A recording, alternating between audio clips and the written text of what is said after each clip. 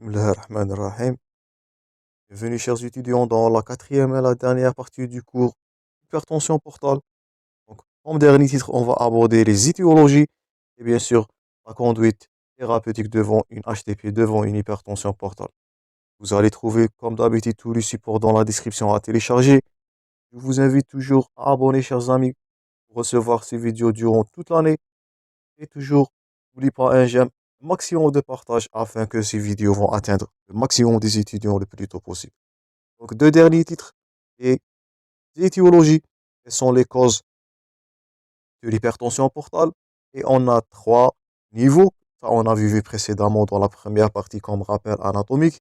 Donc, soit un bloc infrahépatique ou bien infra ou sous-hépatique. Un bloc intrahépatique qui est majoré, c'est de la cirrhose, si vous vous souvenez de la première partie. C'est la cause la plus fréquente, bien la cause la plus abondante comme bloc intrahépatique et le fameux syndrome de Budd-Chiari qu'on va le parler, on va le détailler aujourd'hui.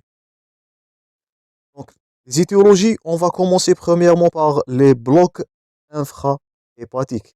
Comme illustré à gauche dans l'illustration, ils sont majorés par la thrombose ou la sténose de la veine porte. C'est la majeure cause, c'est la plus fréquente comme cause répandue qui est responsable d'un bloc infra ou sous-hépatique. Premièrement, on va commencer infrahépatique, aller vers l'intrahépatique et on va terminer avec bloc supra ou sus-hépatique qui est majoré par le syndrome de Budd-Chiari.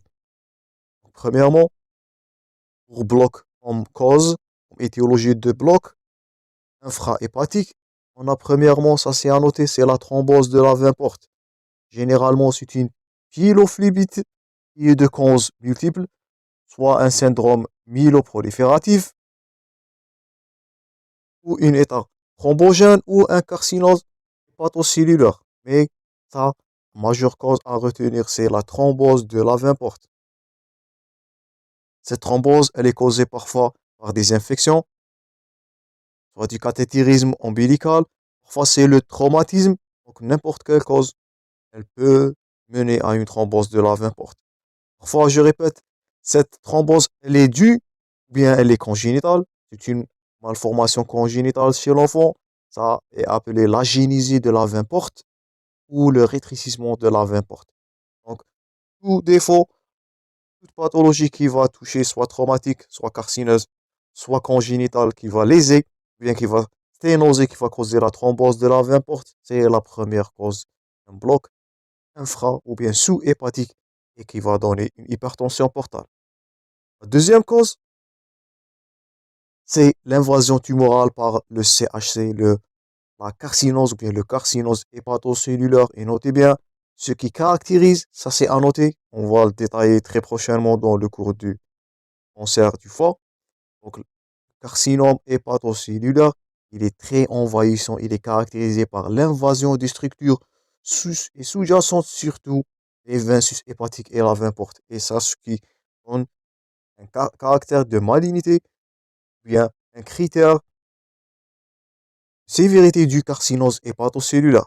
Donc, deuxièmement, ça, c'est l'aspect histologique, l'aspect anatomopathologique d'un CHC, d'un carcinose hépatocellulaire. L'invasion tumorale endoluminale, elle est due généralement à un carcinome hépatocellulaire. Troisième cause, il peut s'agir d'une compression qui est extrinsèque. Donc, la thrombose veineuse et l'invasion, ça c'est intrinsèque, ça va léser à l'intérieur endoluminal. La carcinose hépatocellulaire, la voilà. Et deuxième cause, c'est une compression extrinsèque, soit par une pancréatite, pancréatopathie, des pancréatites chroniques, un cancer de la tête du pancréas qu'on va l'aborder très prochainement. Le cancer de la tête du pancréas, il peut poser des obstacles ou bien des compressions extrinsèques. C'est majoritairement va causer un ictère dû à la compression de la voie biliaire principale. Ça, on va aborder prochainement dans le cancer du pancréas.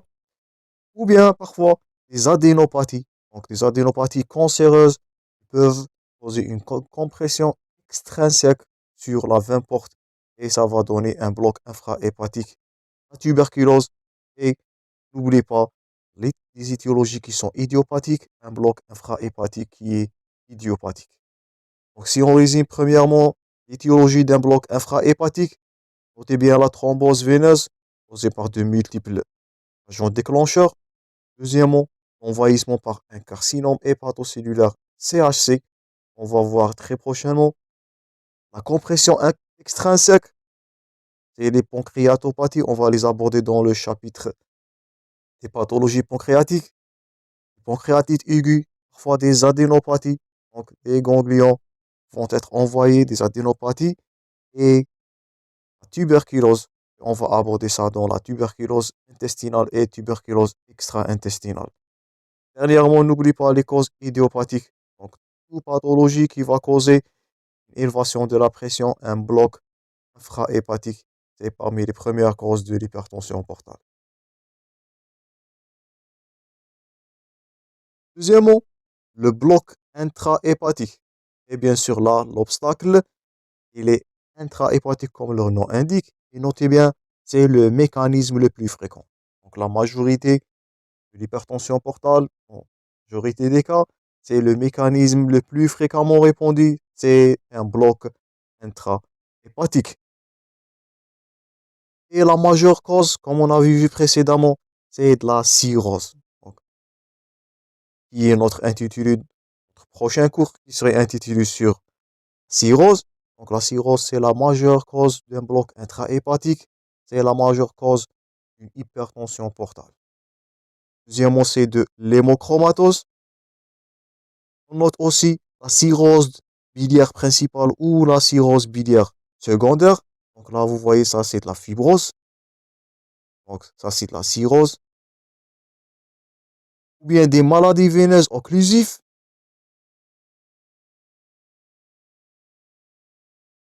Donc c'est généralement une endophlébite qui diffuse des petites veines, qui est mieux illustré à gauche.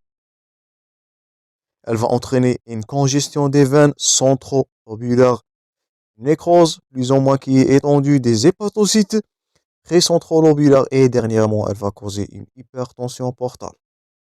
Donc, premièrement, je répète, notez bien la cirrhose, c'est la première cause, première étiologie d'un bloc intrahépatique, c'est de la fameuse cirrhose. On va l'aborder avec détail très prochainement.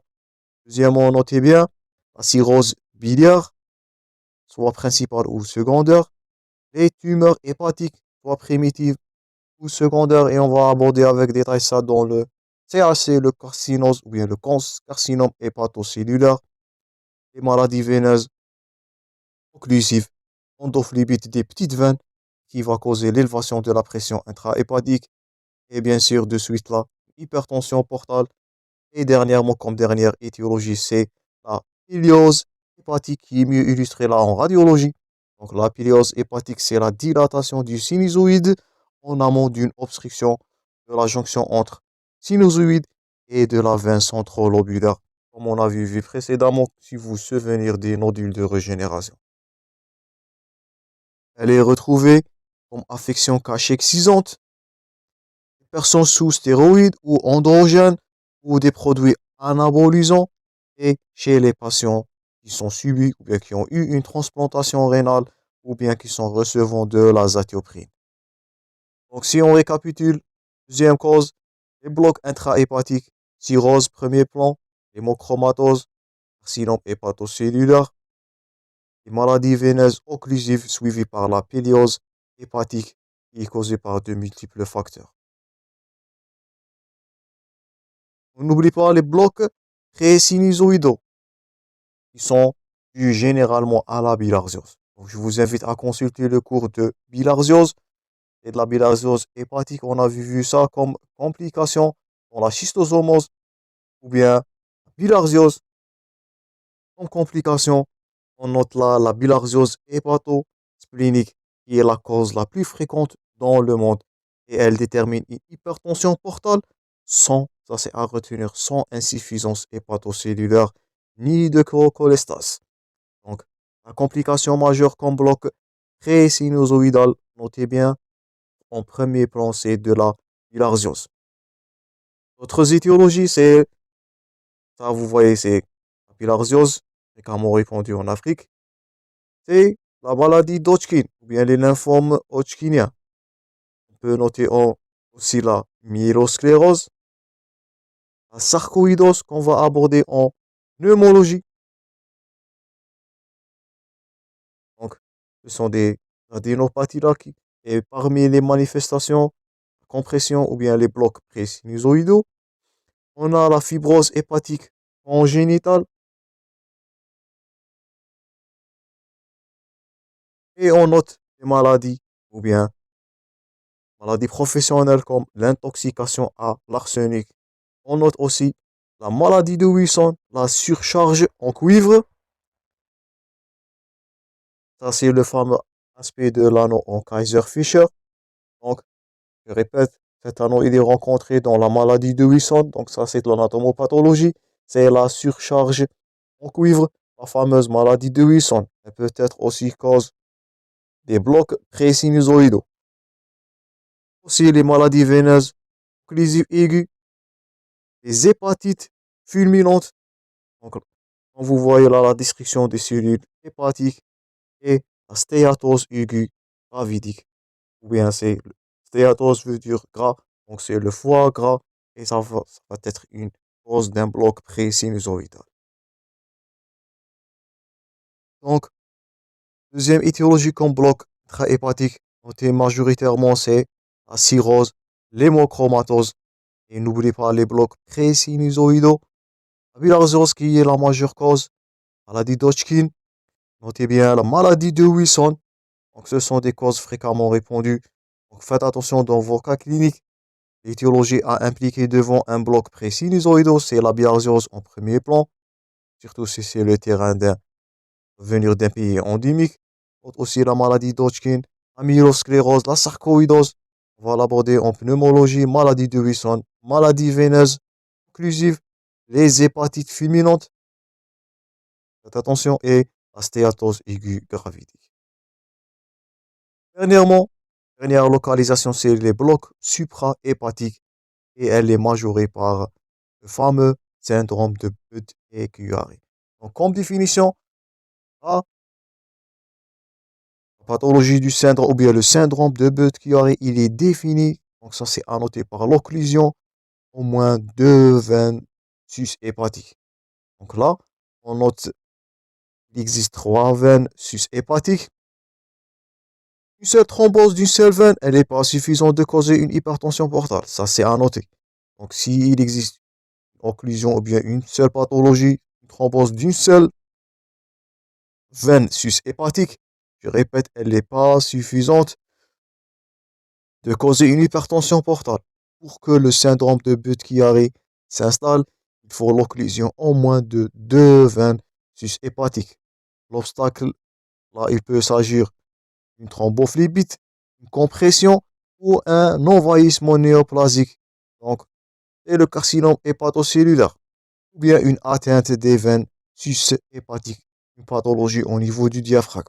Donc, toute pathologie qui va causer un obstacle, je répète, au minimum deux veines sus-hépatiques, ça va causer le syndrome de Budd-Chiari et enfin, elle va donner de l'hypertension portale par bloc, je répète, suprahépatique. Et dernièrement, on note l'hypertension portale essentielle ou d'apport. Donc, c'est une hypertension portale sans cirrhose ni obstacle.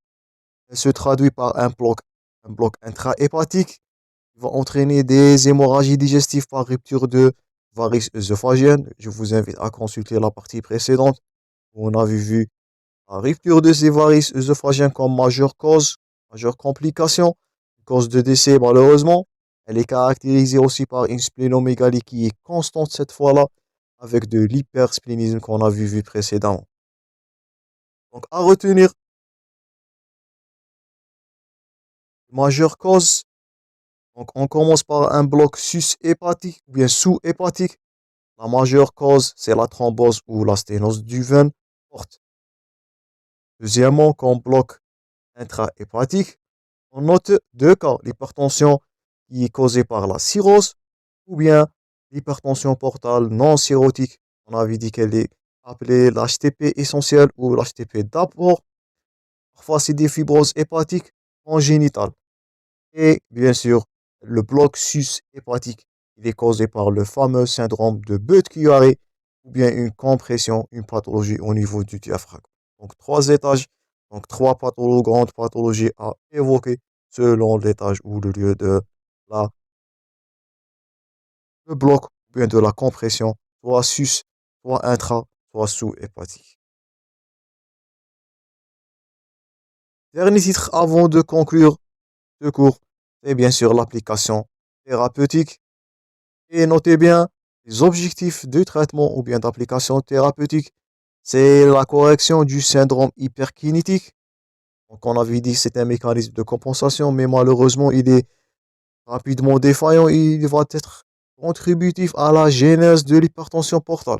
On avait vu ça avec détail dans la physiopathologie. Deuxièmement, la régulation de la circulation intrahépatique. On avait dit que le bloc intrahépatique, c'était la cause majeure d'hypertension portale. Et bien sûr, optimiser les capacités fonctionnelles et la réactivité hépatique. Donc, le foie, c'est un organe noble. L'hypertension portale va avoir un retentissement sur le fonctionnement, sur le métabolisme du tout le corps, et ça va donner des complications qu'on a vues précédemment. Donc, premièrement, lutter contre l'hyperkinésie, lutter contre la vasodilatation splanchnique et bien sûr, réguler la pression intrahépatique ou bien augmenter la vasodilatation intrinsèque, donc diminuer la résistance vasculaire intrahépatique qui a été parmi les causes. On avait vu ça dans la physiopathologie. Donc, c'est une composante qui joue un rôle dans la genèse de l'hypertension portale, c'est l'augmentation des résistances intravasculaires. Donc, à noter ces trois grands titres, lutter contre l'hyperkinésie, lutter contre la vasodilatation splanchnique et bien sûr, réguler la résistance vasculaire intrahépatique. Premièrement, pour lutter contre l'hyperkinésie, donc on a les bêta-bloquants non cardiosélectifs, on a le recours aux bêta-bloquants, il va diminuer la résistance et la pression veineuse périphérique. On peut noter aussi, bien on peut prescrire le carvedilol, donc qui va diminuer la réactivité vasculaire intrahépatique, il va diminuer la pression veineuse périphérique. Donc le carvedilol, donc on va faire le recours au bêta-bloquant premièrement pour lutter contre de l'hyperkinésie. Deuxièmement, pour lutter contre la vasodilatation splanchnique, on prescrit de la somatostatine, premièrement, ou de la vasopressine, ou bien de la glipressine. Donc la somatostatine, elle va inhiber la libération des substances vasodilatatrices. Donc elle va causer une vasoconstriction splanchnique et elle va diminuer le débit sanguin porte et elle va diminuer de l'hypertension portale. Donc première molécule à prescrire pour lutter contre la vasodilatation splanchnique, c'est de la somatostatine. Deuxièmement, la vasopressine, elle va diminuer le débit sanguin portal et les voies collatérales, elle va diminuer la circulation collatérale, la vasopressine. Et troisièmement, la glipressine. Donc, ce médicament, il a un effet vasoconstricteur immédiat et il est plus lent par transformation d'une vasopressine. Il peut être utilisé comme traitement aussi pour la vasodilatation. Dernièrement, pour la vasodilatation intrasinusoïdale, pour lutter contre la vasoconstriction intrahépatique, on a pu dire dans la physiopathologie qu'il existe une diminution du NO, donc du monoxyde d'azote. Donc notre but comme thérapeutique, c'est d'augmenter le NO, le monoxyde d'azote intrahépatique pour lutter contre la vasoconstriction intrahépatique. Donc trois secteurs à lutter. Premièrement, lutter contre l'hyperkinésie par les bêta-bloquants, lutter contre la vasodilatation splanchnique à l'aide de la somatostatine et de la vasopressine. Et troisièmement, augmenter le taux du NO, du monoxyde d'azote, afin de lutter contre la vasoconstriction intrahépatique. Donc c'est pour cela qu'on a insisté dans les premières parties sur de la physiopathologie. Connaître de la physiopathologie, c'est de mieux savoir la conduite thérapeutique. Dernièrement, on a le recours à des thérapeutiques chirurgicales ou bien endoluminales. Donc, comme vous voyez là, c'est une vasoconstriction intrahépatique. On peut faire le recours, notez bien ce terme-là, c'est le TIPS. Donc, c'est une intervention par une prothèse qui a le but de dilater. Donc, on va dilater la vascularisation intrahépatique à l'aide du TIPS. Notez ce terme-là. Il s'agit d'une question dans vos cas cliniques. Donc, si le traitement médical, ça marche pas, parfois on a le recours au TIPS, mais malheureusement, cette TIPS-là, elle a des complications. Donc, ça va augmenter le flux sanguin intrahépatique, c'est juste. Ça va lutter contre l'hypertension portale, mais ça va causer des complications. Et la majeure complication, notez bien, le TIPS, c'est l'encéphalopathie hépatique. Donc, le rôle du foie, c'est de détoxifier le sang, les métabolites. En faisant ce type cela, on va favoriser le passage de métabolites, de toxines dans la circulation systémique. Le retour de la veine va augmenter de toxines. Et la majeure complication là à craindre, c'est l'encéphalopathie hépatique qu'on a vu dans la partie précédente. Donc, si on récapitule dernièrement le traitement, lutter sur les trois secteurs, lutter contre l'hyperkinésie, lutter contre la dilatation splanchnique et dernièrement lutter contre la pression intrahépatique, soit par l'augmentation du NO ou par du type, c'est par l'intervention intraluminale.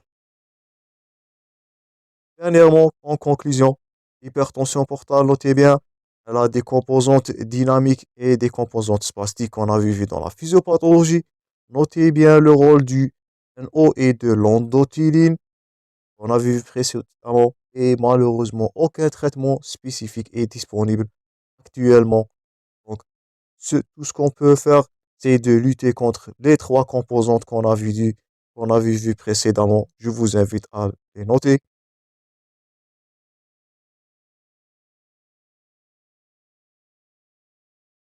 Donc, hyperkinésie, la vasodilatation splanchnique, l'augmentation de la pression ou bien la résistance intrahépatique. Mieux connaître de la physiopathologie veut dire mieux connaître la conduite thérapeutique. Donc ça, c'est tout pour l'hypertension portale. J'espère que les vidéos sont bénéfiques. Je vous rencontrerai prochainement dans notre prochain cours qui serait intitulé sur les cirrhoses, bien la cirrhose. Je vous remercie pour votre attention, chers amis. Je vous souhaite le bon courage dans vos préparations. Merci pour votre attention et à la prochaine.